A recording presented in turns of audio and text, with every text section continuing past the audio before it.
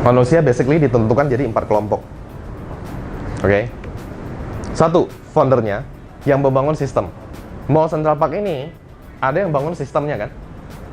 Sistemnya dibangun oleh siapa? Agung Podomoro. Kode hisamnya APLN. Central Park dibangun, ada yang bangun sistem.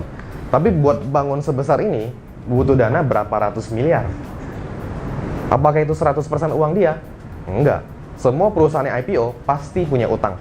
Artinya apa? Mereka punya investor yang backing. Sampai hari ini semua startup teknologi di Indonesia itu juga ada investor yang backing kan? Jadi ada orang kedua, investasi kepada sistem, yaitu investor. Oke? Jadi sebuah sistem bisa berjalan, itu harus ada 4 hal ini. Oke? Yang pertama adalah membangun sistem, si founder. Yang kedua, ada investornya yang invest kepada sistem sehingga bisa berjalan. Ada orang ketiga yang bekerja kepada sistem, itu employee-nya, dari direkturnya, supervisor, sampai karyawan, OB-nya, semuanya di situ. Dan terakhir, harus ada yang menggunakan sistem, usernya.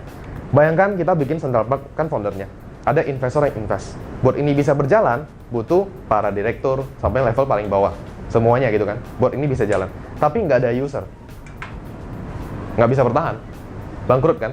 Makanya ini 4 hal yang paling penting. Nah, dari 4 hal ini, kita coba tanya sama diri kita sendiri. Saat ini, kita berada di posisi apa? Kebanyakan anak muda, itu posisi 3 dan 4. Bekerja kepada sistem. Dan keempat, menggunakan sistem. Menggunakan sistem adalah yang belanja. Kita belanja pakai Gojek, kita jadi user dia. Belanja pakai Traveloka, user dia. Kita ke CP belanja, kita pakai sistemnya Central Park. Yang ketiga, kita bekerja kepada sistem. Kita jadi employee-nya, posisi apapun. Selama kita terima gaji dari dia, kita masuk sistem ketiga. Pertanyaannya, dari 4 sistem ini, siapa yang paling kaya?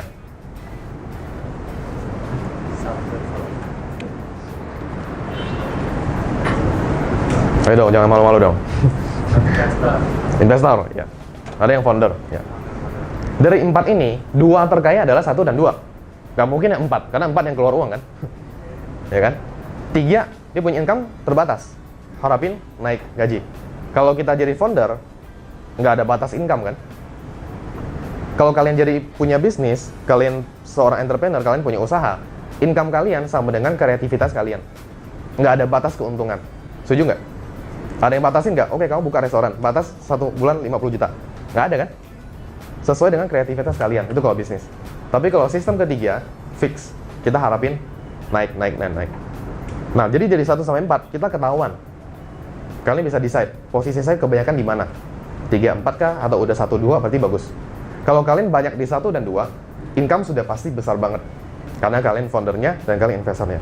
Pertanyaannya gini, dari 1 dan 2, founder dan investor, siapa yang lebih kaya?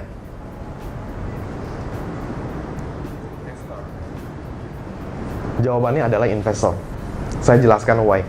Kalau kita jadi founder, kita bangun bisnis, bisa nggak bangun 10 dan kita jadi CEO semuanya? Bisa? Bisa. Bisa mati teman-teman. Bisa tewas gitu ya. Karena kita waktu manusia, orang sukses, orang gagal, siapapun miskin gitu ya, orang miskin, semuanya punya 24 jam yang sama kan? Perhatikan kan, Tuhan kan adil gitu loh. Jadi, tapi dengan 24 jam itu, Anda ngapain aja?